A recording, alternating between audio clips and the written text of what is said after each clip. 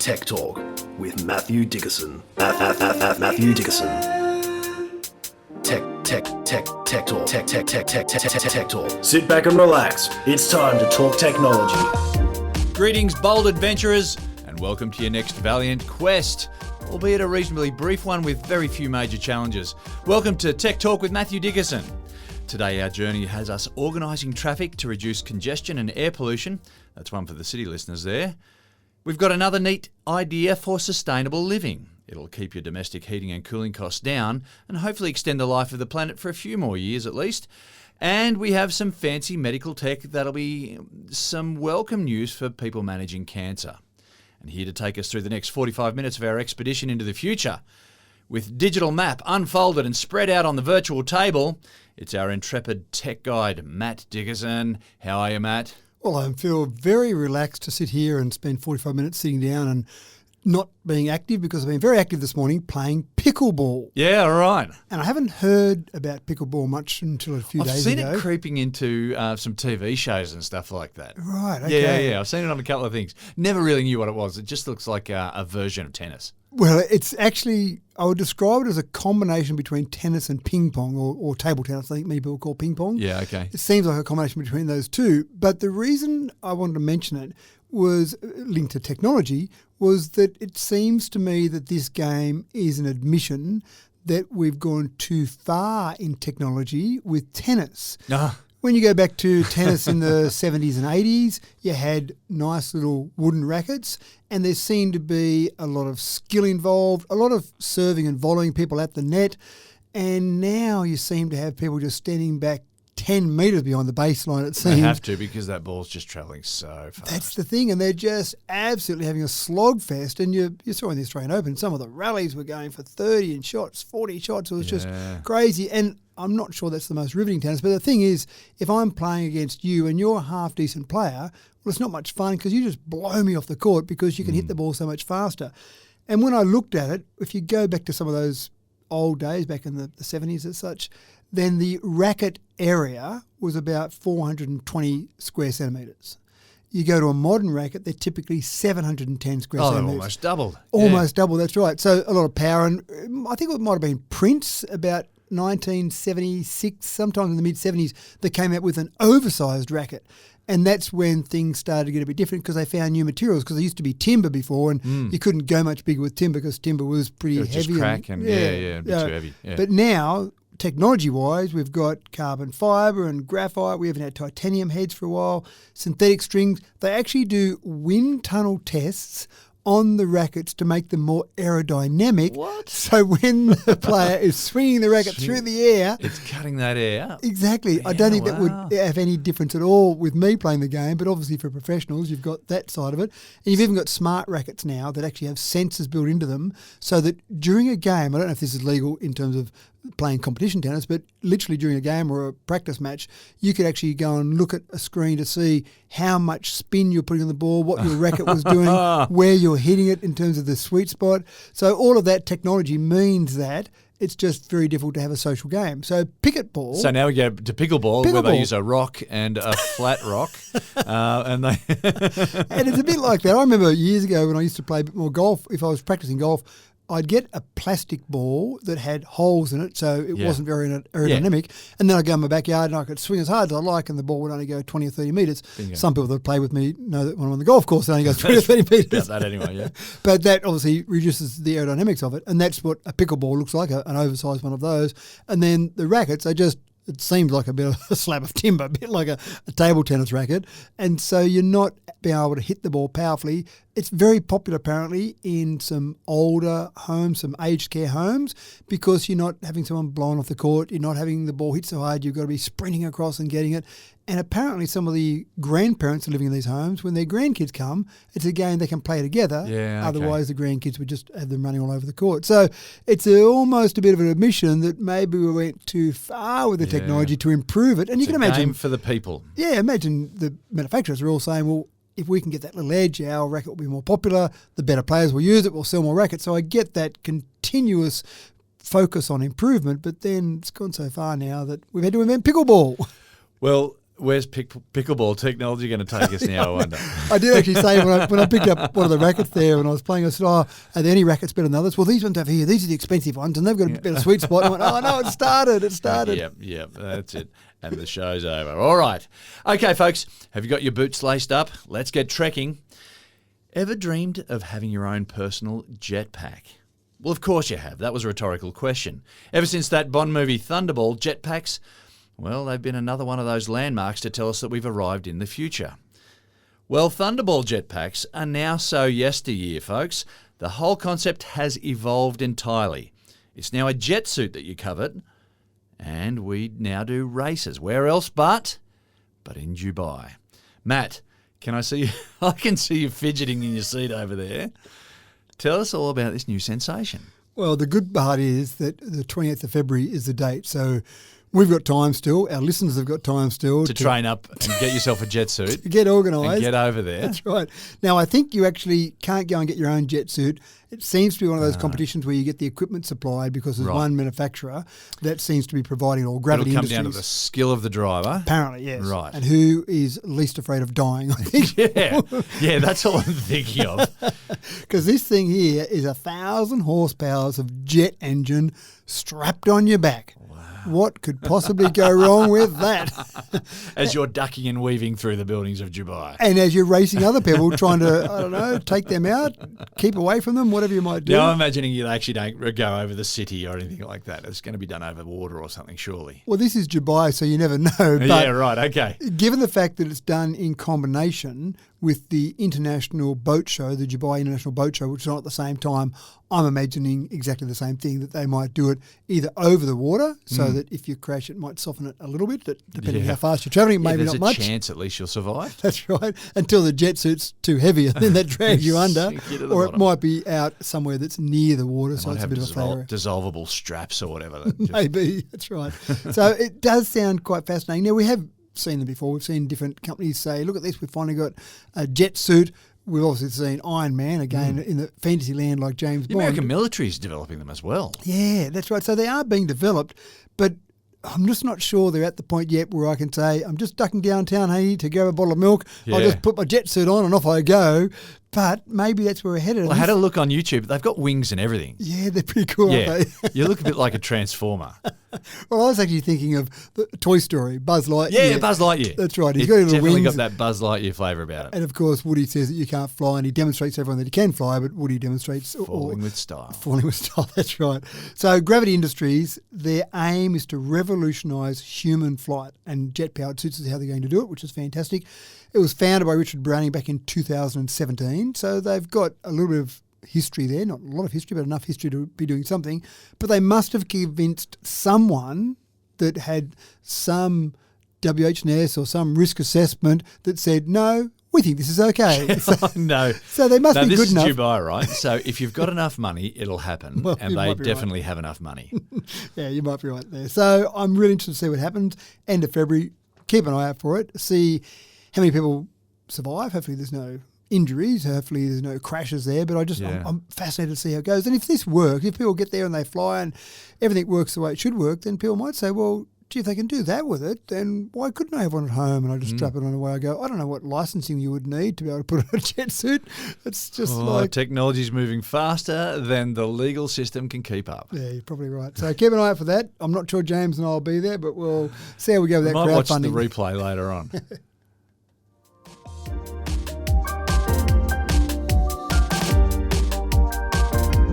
We've covered a fair bit about wearable tech, and the competition between manufacturers to jam health monitoring functions into smartphones has nearly gotten out of hand.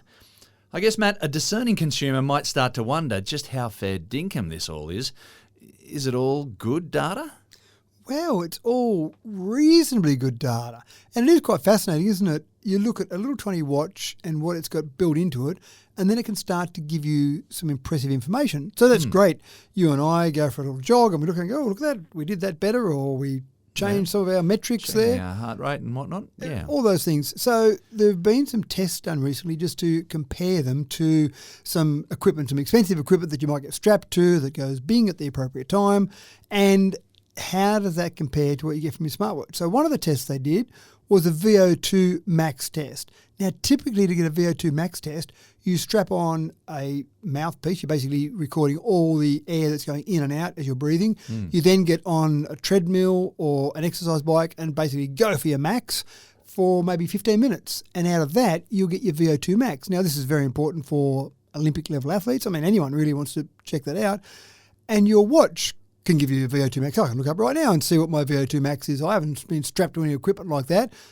But how accurate is it? And so in the tests, they've found that typically the maximum discrepancy they were getting between what your watch would show and what you would get if you were strapped into all the equipment was about 10%. Now, that's not bad because your watch actually uses some algorithms based on your heart rate and your movement to get an estimation of your VO2 max. To get within 10% based on that, I actually thought that wasn't too bad. So that's not too bad. You get to then look at your heart rate. Now, heart rate is one that was fairly accurate compared to strapping on something across your chest. And I remember many years ago, that was the only way you could get your heart rate was to have something that actually measured some electrical activity across your chest. A smartwatch does it by looking at the blood flow that's going through your wrist. I just find that fascinating. Now, the time when it's not that accurate is when you're out running, for example, a lot of movement of your arm while you're running, presumably if you're running at any sort of reasonable level, and the watch might move around a little bit. So sometimes that doesn't give you that accurate a measurement. You get a much more accurate measurement if you had something strapped on with your chest. But I find when I ride my bike, for example, I do wear a chest band, but my heart rate on my watch is very nearly identical at any time I check it to my chest band, but my wrist isn't bouncing around that much on my watch. So when I'm on a bike as such. So when I'm out there riding, it's not going all over the place. So it's a bit different to running. But so they found that heart rate wasn't too bad. Then they started to look at things like your steps for the day and just measuring distance. Now, if you go for a run and you say, oh, look at that, I did a 5 kilometre run, that's pretty accurate because it's using GPS. So in that case, it's good. Steps, though, probably again that 10% discrepancy. Yeah, I've hit my step goal while I was travelling in a long trip in the car once. Yeah, and I was wondering, what's happened there? You were very active in the car, obviously. Maybe a lot of throttle and accelerator and then brake. And So there are things like that. You've got to take them all with a slight grain of salt. One thing, though, that all the research, all the comparisons they were doing, one thing they found was that it can be useful in terms of a comparison. So if you look at various things and say, right, these are all my numbers that my smartwatch is giving me, they may not compare to expensive equipment 100% accuracy, but they'll compare relatively accurately on a day-by-day basis. So if I say, right, I want to get my resting heart rate down, I want to do some training and look at that, then whatever my resting heart rate is, it may not be 100% accurate, but I can see the trend. I can see the movement in that. So all of those things you might measure. Same when you do an ECG, you can do an ECG with your watch. What it gives you may not be absolutely perfect compared to a normal machine, but when you then look at that change that you might have, same with blood pressure, when you strap on and get some electronic blood pressure monitoring, same type of thing there. So if you're looking at any of those, maybe not take the numbers as gospel, but look at the changes. Yeah, so that's where they're quite reasonable. But I still find the level of accuracy you're getting out of it for something that's so small that can withstand water and bouncing around as you run and then just charge it up and you keep going. I think that's fairly impressive. They're clever gadgets.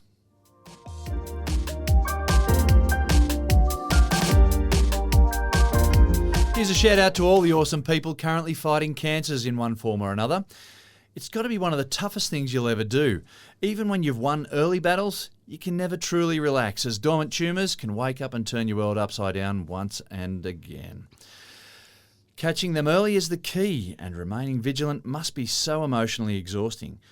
We're still some way from a cure for cancer, but Matt, are new developments in tech able to offer us a little bit more confidence for those in remission, at least? Well, let's go back to that point you made there. We haven't got a cure for cancer as such, but there are so many cancers, aren't there? There's so many different types of cancers and so many different parts of our body. And when we say we don't have a cure, well, we have treatments. And I suppose that's the important part here. There are different treatments depending on where the cancer is. And, of course, early detection is one of the crucial parts of it. But there are people who have had prostate cancer and then they have their prostate removed and then they say, well, I'm basically cancer-free now. So it's close enough to a cure. But when people are having some of that initial treatment, the really important part is to monitor what's happening with it. Now, typically the way you do that is you might be having some ray treatment, some chemotherapy, whatever it might be, And then you might go back in once every couple of weeks, maybe once a week in the early stages there to see if anything's happening. You've got a growth. Let's see if we can shrink that growth. We might have to operate. We might have to remove it, but let's shrink it a bit before we remove it. But you're still only monitoring it on a semi-regular basis, even if it might be weekly. It sounds often, but not perfectly. This particular concept is a wearable device that continuously monitors the size of the tumour. So, in other words, you'd put it's a kind of a flexible skin, you'd stick it on over where the tumour is, and that's got enough smarts in it to put a small signal out to get to your smartphone. And then that smartphone will take that data and send it off to your doctor, and that can give a continuous reading of the size of that tumour. Yeah, wow. And he changes that. Now, there's a few limitations. It only works on tumours that are close to the skin. So if you had a tumour that was in somewhere in maybe your organs around your body there that was a bit deeper, it's not good enough to do that yet, but this is the first iteration of this. But again, the idea of just sticking something on, we'll keep doing the treatments, and that will give us feedback about what's happening with that tumour. That, to me, from a medical perspective, doctors would say fantastic. What sort of treatment are we giving this person? How much? Because you don't want to go and bombard them with so much treatment that you know you're going to kill it, but it's going to make the person incredibly sick. But you want to get enough that might be having an impact on the tumour. Yeah, and I such assume a fine line to tread too. that's the thing, the fine line that they've got to tread. So this gives you the ability to keep monitoring it and then make changes in the treatment almost real time as you're going to see what's happening there. So pretty clever, and this is all part of it. Talk about a cure for cancer, there's so much money being spent on cancer. Things like this, we might say, well, it's not curing cancer, but by monitoring it, you're being more effective in the treatments that other people come up with. Yeah, and I just wonder, okay, so it's only for things that are almost superficial or, towards the surface of the skin there.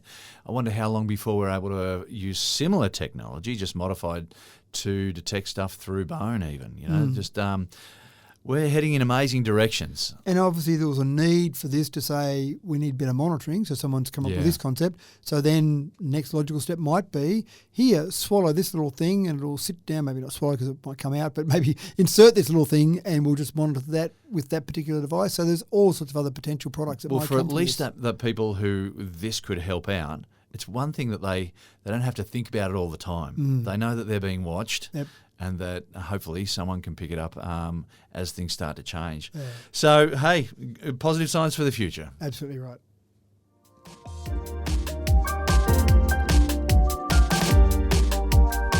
Here's one for the Microsoft users. How closely have you been paying attention to your emails? And I mean, not the content, but the formatting. Noticed a change in font? Folks, the winds of change are blowing, and they might just knock your fonting socks off. I remember last time they did something like this. I knew something was different, but I didn't really pick up on it. I just figured I'd bumped a button on the toolbar accidentally or something. Matt, the folks at Microsoft, they're playing with our heads again. They are, and I didn't know it was such a big issue, the font that we have on our screen. Well, the last time it used to be, it started off as Times New Roman. Correct. And then we went to, now how do you say it? Well, I had this discussion with someone the other day. I say Calibri. Well, I say Calibri, and I was doing a radio interview, and the interviewer said, is that how you meant to pronounce it? That's right. He said, I've always said Calibri. I went, well, it could be Calibri or Calibri. But I think it's the Aussie bogan in both of us that says Calibri rather than Calibri. So effectively, I didn't know that we'd had such a big issue with Calibri as a problem font. And so I thought, well, why is this such a big issue? Now, Microsoft have said as our screens develop and as we get better screens, 4K resolution on them, we need a better font. So we've had to come up with a better font. Well, and they've deemed that we need a better font. Maybe they're just mixing it up to keep it real. Maybe. But I must admit, I haven't been sitting there lately going, damn this font, I just need something better. I better change the font because that just doesn't look good enough on my 4K screen. Have you noticed that it looks different though? That there is slightly different? Like there's a little tail on the L's, I noticed. And so going from Times New Roman to Calibri, I thought it was good. Times New Roman became a bit too common. It was like everything was Times New Roman, became boring. So when Calibri came along, I thought, I do like that change because it just makes it look a bit different. But now, and I printed the document that I sent you some information on, I actually used the Aptos font for that particular segment. I'm not sure if you picked up on that being slightly different, but it was just ever so slightly different in there. So back in 2007, was when Microsoft made the change to Calibri, and now here we are, 2024, they've made the change again. So they thought 17 years, that's a long enough time frame to change the font. And then when you're changing the font as a default font in all of your products, then it's a big decision. What font do I use? Do I go and just grab another font? Do I go to Fonts R Us and say, I'll grab a font, thanks, that'll be $50. No problem, I'm just going to put that into every product that goes across the world. So they looked at a few. They had some potential replacements. They had Grandview, Seaford, Skeena, Tannerite, and Bierstadt. Comic Sans didn't get a look in there? No, Okay. too old. It wasn't designed for 4K screens. So they looked at those, and then they ended up choosing, as I said before, Aptos, which was none of those five they looked at, but Aptos is a subtle variation from Bierstadt. Now, Steve Madison, you may not have heard of Steve Madison, but he's a renowned type designer. He created the final version of Aptos, so that's going to go on his gravestone, on his headstone, creator of Aptos. Definitely on his CV right now. But he's also the creator of Arial, Courier New, and Times New Roman. So he's been a bit dirty the last 17 years, I reckon. Yeah. Because for 17 years, his Times New Roman had been shafted for this Calibri. Who came up with that Calibri? Who came up with a name that you can't even pronounce properly? So now he's finally back in the game with Aptos being his font. So if you get a new version, if you've been using an old version or haven't any online updates, you probably won't notice any change. But if you install a new version or maybe do some online updates of your Microsoft products, this will change. Your standard font will change to Aptos. Well, I've got to share with you, I do my notes on Google Docs and they're not up to scratch yet. So I didn't pick up on it. I did see your note that you changed the font slightly. But couldn't pick it up because just don't have Aptos on. That's right. Google Well, Docs yet. and that would obviously not apply to Google Docs because they're not going to go and play ball with Microsoft. That's right. They're not going to go and say they're doing their own thing. That's marching right. to the beat of their own drum. That's exactly They were right. going with Calibri though. Calibri. I don't know.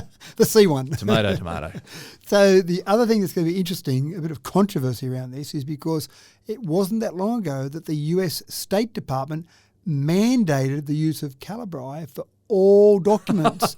So now when someone opens up their new Word Is that document... because someone used Joker ink or something like that for an official document and people went, Probably this is terrible. I'm sure there was something there where someone Someone had had their to make a favourite rule. font. Yep. So now when someone opens up their Word document, they're going to have to change it from the default Aptos back to Calibri to satisfy the US State Department mandate if you work for the US State Department. Goodness me. Keep an eye on it. It's an interesting change.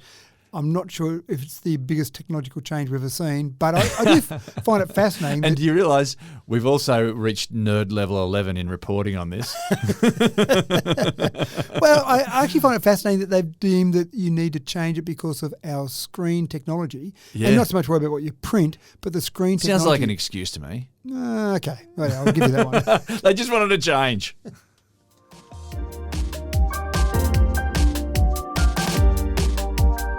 Sustainable living has become something of a boom industry. There are so many facets to it and so much scope for clever minds to develop a new and obscure innovation. Early on, it was the realm of hippies and meant sacrificing a lot of things that made life more comfortable. Now in 2024, though, living sustainably doesn't have to equate to martyrdom. We now have clever solutions like wax motor roof tiles to keep your house at a comfy temperature in the summer and winter using much less energy. Matt, wax motor roof tiles. What's all this about? I was chuckling to myself as you said that. I'm thinking, just imagine sitting around a barbecue. Yeah, I've got some wax power roof tiles on my house, and they'd say, "You feeling okay? Do you need to have? Is that your last drink you're going to have for the day?" So it's interesting, isn't it? Now, one of the problems we've talked about this before, we're trying to create other ways to generate power because we want to replace coal-fired power across the world. So that's fine. But on the flip side of that, if we can use less power, then that sounds like a good thing as well. How do we use less power? A whole range of things we do. Even our lighting, we're using LED lighting these days instead of normal incandescent, so that's good. Lots of different ways we're trying to save power.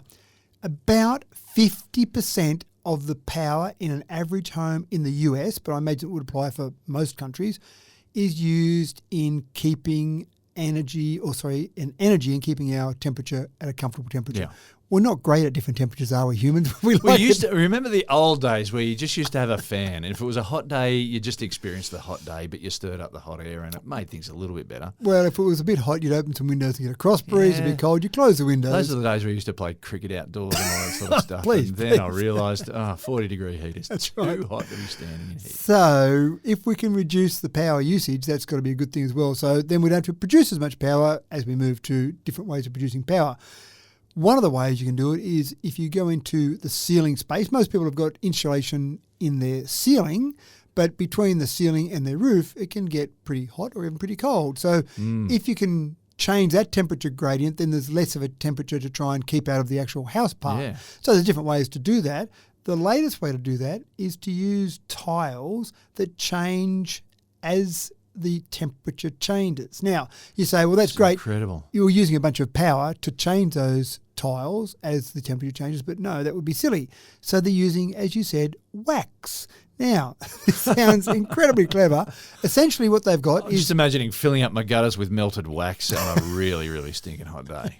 So these tiles are absorbent of heat. So that sounds great in winter, but not so great in summer because you're absorbing lots of heat and then that's going to be filling up your void, your roof void. But then they've got louvers on them. So the louvers open up to let that heat go. Of course, heat rises. So in the ceiling space, it would rather be out of that ceiling space than in the ceiling space. How do you do that? You have wax that changes phase at approximately 18 degrees Celsius. That's crazy. Now, you could change that temperature, obviously, if you decided that 20 was better or 16 was better, whatever, but the manufacturer said 18 degrees Celsius. So below 18 degrees Celsius, the louvers are closed, the tile absorbs heat, whatever heat might be outside in the outside air, to bring as much of that as possible into the house. Gets above 18 degrees Celsius, the wax changes phase, activates just ever so slight a motor that moves the actual louvers up. So now you've got a roof with lots of air gaps. Obviously, they're situated so rain can still come down, but you've got air gaps there where that hot air that's getting there, sitting in your ceiling, heating up your house is all able to escape from the roof. Sounds That's cool. amazing. Yeah. I thought it was absolutely That someone fantastic. had that idea. Let's get every individual tile to have little louvers on them to let heat escape. And I started to think about the concept of solar panels on a roof, which many people do have. And I thought, I wonder how this would work for solar panels, but it still would be effective because a solar panel typically has an air gap between the solar panel and the roof where it's installed. So I can't see why you wouldn't still be able to have these underneath and still let that heat out. It wouldn't absorb as much heat during winter, during the cold months, because you're obviously being absorbed by the solar panels, but still it would still have the same concept. So I thought that would still work under those. If you can reduce the energy consumption, if you can reduce the heat and the coolth on the tiles, I don't know if that's a word. It is now. Good. Nice one. The calculations are that you can change the energy consumption by a factor of 3.1 times when you're cooling your house and 2.6 times when you're heating your house compared to just a normal roof. Wow. Yeah, so that's pretty impressive. So it's not just a small change, it's a fairly significant change. I just think it's simple. It's a simple concept. I assume that wax can keep changing phase back and forth. Backwards and forwards. I don't know that would wear out. The motor Provided might it doesn't wear out. vaporise. Well, I assumed it had it in a sealed container, and then so it would stay in that sealed container. Yeah, of course. Yeah. But again, I haven't pulled them apart and had a look at these, but I just think it sounded so simple and so clever. I love the idea. It sounds great. Fantastic.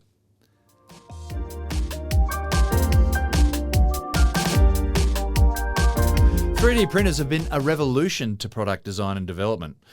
It's allowed people with imaginings to bring their big ideas to life more easily than ever before. And here, fresh off the hotbed out of Texas A&M University, comes a 3D printed electronic skin that will take wearable tech to another level, Matt."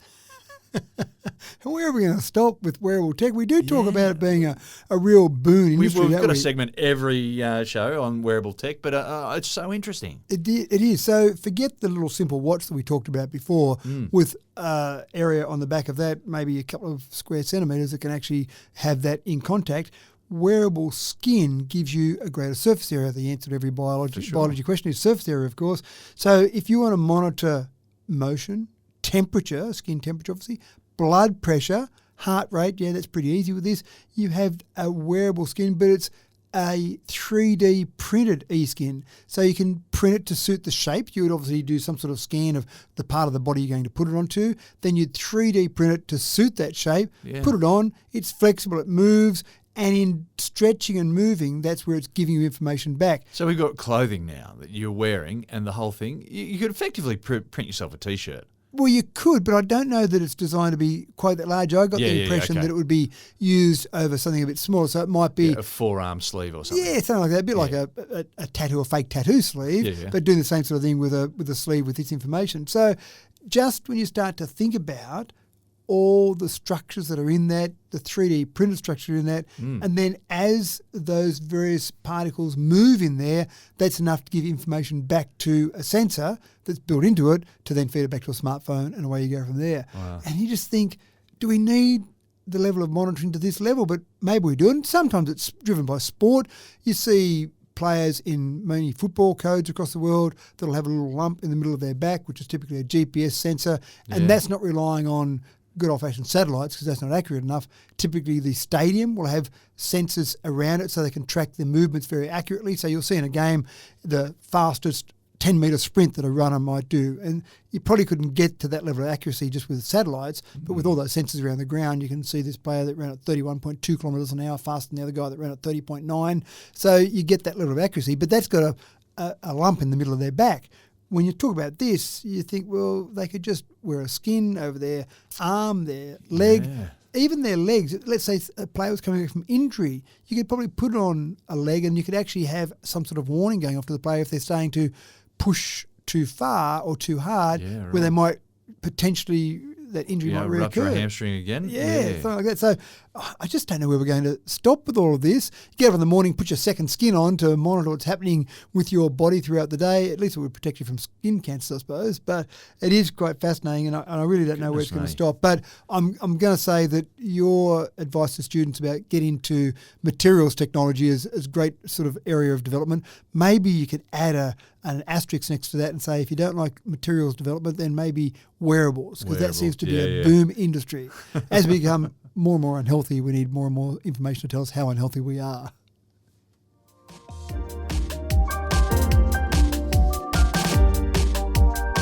More realistic than reality. AI has managed to enter the realm of hyperrealism and is now generating images of people that look more like people than real people. Sorry, I've got to say that again. They look more like real people than real people. Matt, what? I tried this experiment. It was a website that said we've got a range of images. Some are generated by AI and some are just photos of people. And it would bring up an image and it would say, do you think this one's real or AI generated? So I went through 10 photos it gave me, one at a time, and I look at it and I study it and I do my best. I'd go, definitely real. Click, no, AI. Went through and did it. I got 4 out of 10 right. I'm like, wow. Right, I think I've got the hang of it now. I'll go and do it again. I went through and did it again. Different 10 images were put up, obviously. It wasn't the same ones. And I got 4 out of 10. I couldn't get better than, I might as well have just closed my eyes and blindly guessed, because I would have done better on the odds of saying 50-50 getting them right or wrong. What was fascinating... So here's the thing, is that, I think about all the advertising that's ever happened that has involved photos of people and whatnot. They're people that are involved in the advertising, but we're now going into a world where you're going to see pictures of people marketing stuff that those people have never existed. Never existed, and they're not even necessarily based on a real person. And there's lots of tools out there. There's DALL-E 2. I've played around with DALL-E 2 a bit. Midjourney. This experiment that this was done was using StyleGAN 2. So hang on, I've got to take this another step further. My brain is swimming right now. So a kid's born 10 years from now, and as they grow up, their face starts to take the shape of a face that's already been drawn. And so it looks like there's photos of them that existed 10 years ago. 10 years ago. I know your face. You were involved in an advertising campaign for rocket ships or Back whatever. in 2030, and it's actually 2060. Oh, no, I wasn't born until 2050. You know, well, sorry, that doesn't make sense. But anyway, it's possible. Don't do the maths on that, folks. It's possible that you will grow into someone else's AI's design of a body. And here's the thing that I found. When I was going through doing it, being as scientific and logical as I could in choosing what was real and what was fake, I'd look at an image and there'd be just something not quite right. Maybe the nose was a bit crooked or the ear was a bit funny. And my initial testing when I did some stuff with DALL-E 2 was it would draw buildings and physical objects fairly well. But humans had 6 fingers or they had an upside down hand. So I found it did funny little things to humans. So when I'd see something that was a crooked nose or something that was a little bit funny with some part of their face, I go, I've got you there, AI. I know this is a fake one. And I'd go fake and I'd go, that's real. And I thought, well, yeah, because real humans sometimes have things that's right, they're a little bit different. And so then I went, now I've got you. Now the perfect faces, they're the ones that are AI. But of course, some humans look pretty good as well. So there was no definite way for Anyone me. who's ever seen Brad Pitt will know that sometimes humans are perfect. Exactly right. So what they did with this was they trained their AI tools on literally thousands of images that are out there to give them an idea or to give AI an idea of what things should look like without saying replicate any of those, just go and do the training on all of those. Now, what was interesting further on this was that if the images were of white-skinned people, light-skinned people, then typically AI did a lot better job than drawing pictures of non-light-skinned people. Right. And why was that? Because 69% of the images they were given to do the training on were basically white faces. Yeah, okay. So again, that's just a matter of training. If you want to get them to draw people better that have not so whiter skin, then you just need to feed more images into it. We're talking about machine learning and they can go fast. That's right. So it's quite incredible. Now, based on that, when you create, that's just images of a still image, but of course you can use that for deep fakes, for videos, photos and videos. All of that can be done from AI as it gets better and better. And it's taken such a short period of time. Yeah, I always hoped that at least we knew that there was going to be they weren't going to get it right for a long time. No, but going from 6 fingers to now me getting 40% right in terms of picking AI from real, that's happened, I would say, within a year. We've gone from that. And even now, I have played around with a bit more with just ChatGPT can now draw images for you. And so I've given up on DALL-E 2 for the moment and I use ChatGPT to draw images, and now I'm finding the images it draws of people are 5-fingered people that look like they're not from Tasmania, for example. Apologies to any Tasmanian listeners, but people that are typically looking like normal people. So it has progressed very quickly. Well, I would like to just go on the record and say that I, for one, welcome our digital overlords. And when the end of days comes, I would like them to remember this and use me as one of their minions and hopefully give me some sort of creature comforts.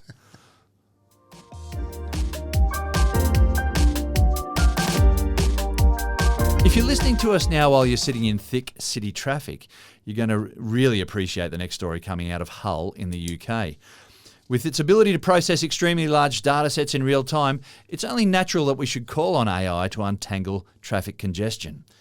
And that is just what Hull City Council are doing. They've given AI control to the buttons for their traffic lights. Matt, this is either going to speed things up delightfully or make for a hell of a hijinks they'll talk about for decades. Now, I hope when they do that, they still say, I only want green in one direction and red in the other, rather than just take control and then AI looks at it and goes, there's not much traffic around, we'll just make it all green. Everyone can have a nice day. I'm assuming that's part of the programming. There's got to be some rules.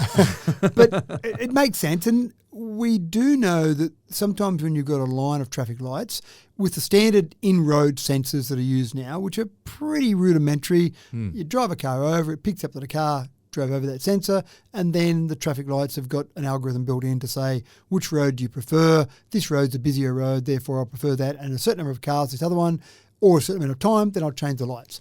Pretty simple. When you start to have a few traffic lights in a row, then there is the ability, but most local traffic authorities don't do it, but you can have them talking to each other to say, well, if you're green, make it green all the way so someone can flow through that way. Yeah, so you've got a succession happening. Yeah, and all the cross streets are red. So there's that sort of programmability as well. What they've done in Hull is they've said, give up on those silly little old-fashioned sensors in the road. Let's put some cameras along and let those cameras monitor the traffic so you can see it from a greater distance as well, rather than waiting until you just get to the point where you're running over that sensor, because they're not that far back from the traffic lights. Monitor the traffic on a larger scale, monitor that traffic in terms of not just one main road, but crossroads, etc., and then feed that into an algorithm to say what should you do with those traffic lights to keep traffic flowing as regularly as possible, as smooth as possible, and reduce that traffic. Now, their first tests, and again, this is very early in the learnings, their first tests have reduced congestion by 25%. That's pretty impressive.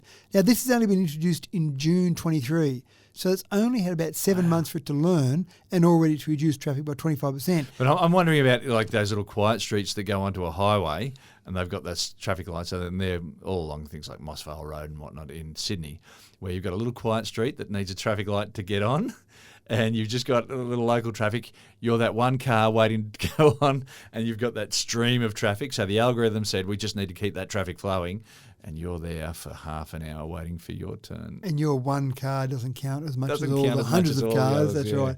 And unless it's someone like James Eddy sitting there, that the AI overlords are saying, let's be nice to this guy. Yeah, that's right. Remember, he dedicated his life to us? That's yeah. right. Okay. Then essentially you might be sitting there for a while. So it'd be interesting to see how it flows and how they measure that 25% congestion. Now, they did pick on Hull for a reason. Hull is meant to be the 8th most congested area in all of the UK. So that makes sense to pick a fairly congested area. But it does start to open up my ideas for when you get the cars communicating with the traffic lights and with AI as well. So when you get more cars that are connected, then those cars can say, I'm coming along, I'm doing this speed, please let me on. Yes, sure, we'll change our lights to allow for that to come through. That starts to become pretty impressive as well. Yeah. One of the solutions I thought to traffic congestion was to get fewer people living in the cities, but that doesn't seem to be a solution that anyone's looking at. So this might be another solution there. So hopefully this is one of these stories we can talk about where AI is being used for the good of mankind, reduce our traffic burden going to work, reduce pollution, obviously, because you're sitting there in the car for less time, all sorts of good things, and just maybe don't live on a side street in some of these busy cities. Well, I've got another image in my head here, and I don't know if you've seen the photo of when Sweden changed the side of the road that they drive. It was in the 60s. And they went, I think, was it from the right-hand side to the left-hand side? And, there's a photo of just hitting the fan. Chaos. Look it up, folks. It's a fantastic photo. I often think that it would be much better for the world if we all drove on the same side, because so many times we hear, especially in Australia, that some new fantastic cars coming out in the US, but we won't get it because they're not going to do it in right-hand drive. Oh, how frustrating. But it'll be okay a few years after you made the change, but when you made that change, the road toll would go through the roof. People, for sure. So it'd be lovely to do it, but I just don't see it happening anytime soon. AI and Hull get it right.